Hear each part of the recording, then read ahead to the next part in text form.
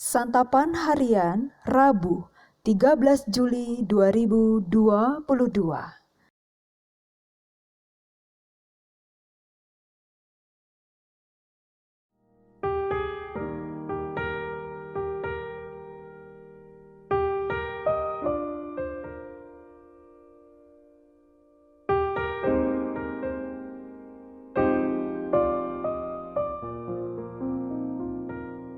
Inilah program Santapan Harian, sebuah program yang mengajak Anda menelusuri isi Alkitab agar Anda menemukan makna firman Tuhan sesuai dengan konteksnya. Santapan Harian tertuju bagi Anda yang ingin memiliki kehidupan rohani yang segar, kuat, dan sigap.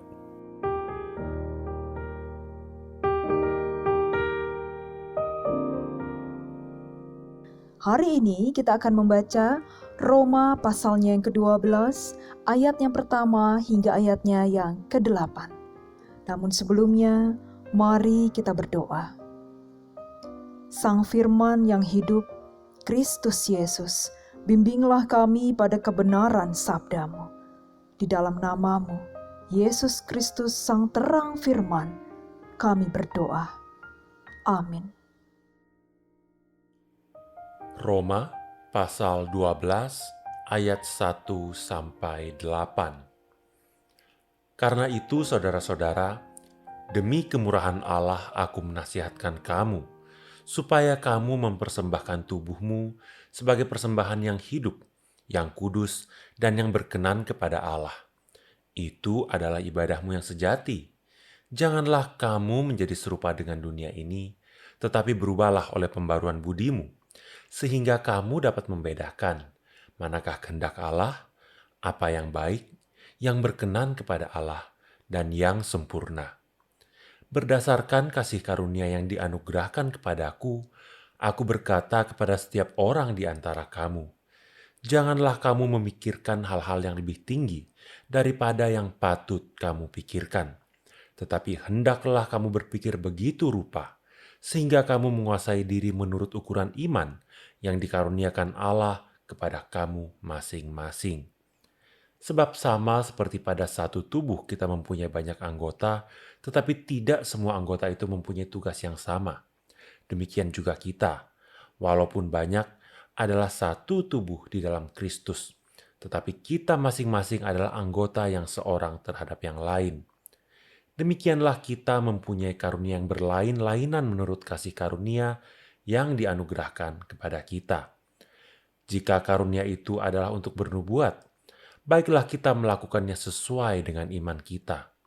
Jika karunia untuk melayani, baiklah kita melayani. Jika karunia untuk mengajar, baiklah kita mengajar. Jika karunia untuk menasihati, baiklah kita menasihati. Siapa yang membagi-bagikan sesuatu, hendaklah ia melakukannya dengan hati yang ikhlas. Siapa yang memberi pimpinan, hendaklah ia melakukannya dengan rajin. Siapa yang menunjukkan kemurahan, hendaklah ia melakukannya dengan sukacita.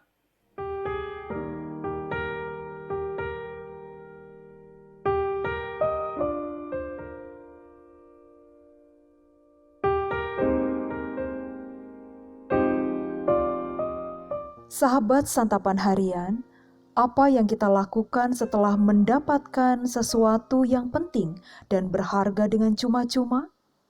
Tentu, kita akan mengucapkan terima kasih dan akan menjaga pemberian itu dengan sebaik-baiknya. Dalam perikop-perikop sebelumnya, Paulus menjelaskan tentang tindakan Allah dalam kemurahannya bagi orang-orang bukan Yahudi. Allah mengaruniakan keselamatan dengan cuma-cuma. Dalam perikop hari ini, Rasul Paulus mendorong jemaat yang telah menerima kemurahan Tuhan untuk mempersembahkan sesuatu dari dirinya, yakni hidup baru demi kemurahan Allah. Mereka dinasihati untuk mempersembahkan tubuhnya kepada Allah. Bagi orang-orang Yunani, tubuh hanyalah penjara, sesuatu yang dipandang rendah dan memalukan. Sedangkan orang Kristen yang sungguh-sungguh di dalam Kristus percaya bahwa tubuh adalah milik Allah. Persembahan tubuh di sini berarti tidak lagi menyerahkan anggota-anggota tubuh kepada dosa untuk dipakai sebagai senjata kelaliman, melainkan menyerahkannya kepada Allah untuk dipakai sebagai senjata kebenaran. Ada peringatan agar jemaat jangan menjadi serupa dengan dunia, tetapi berubah oleh pembaruan budi sehingga dapat membedakan kehendak Allah.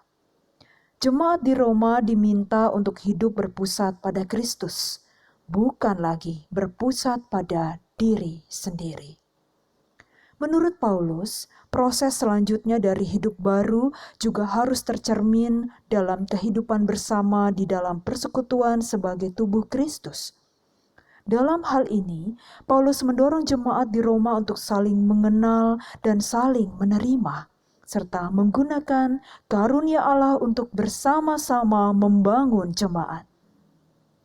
Orang yang menyadari betapa penting dan berharganya kemurahan Allah bagi dirinya, tahu apa yang harus dia lakukan, baik bagi dirinya sendiri maupun bagi orang lain. Kita dinasihati untuk melakukan suatu cara hidup yang diperbarui, yaitu hidup baru yang memuliakan Allah. Jika hari ini kita menyadari bahwa hidup kita belum sepenuhnya hidup baru, mintalah Roh Kudus untuk menolong kita. Mari kita berdoa. Engkau Tuhan yang memulihkan hidup kami menjadi baru.